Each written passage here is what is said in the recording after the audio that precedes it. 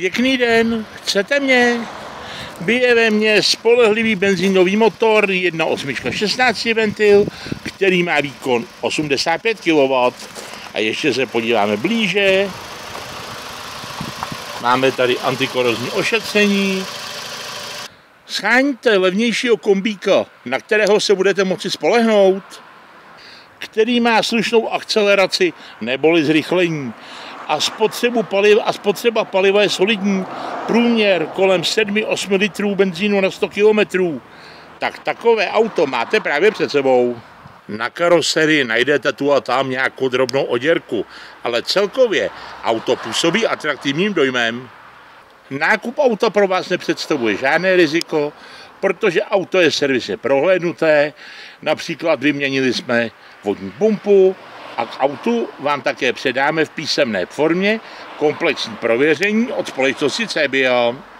Důkladným prověřením přes společnost CBIO jsme zjistili, že najeté kilometry odpovídají a u vozidla není zaznamenána žádná havárie či vyplavení vodou.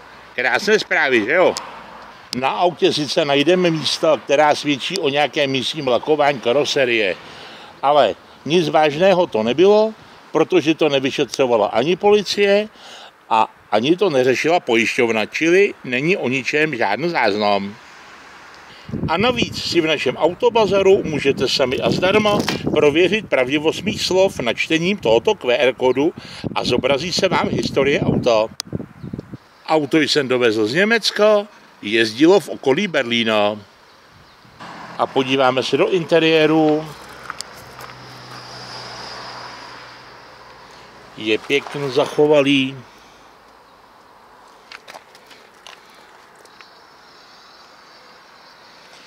Záběr na servisní knížku a další doklady.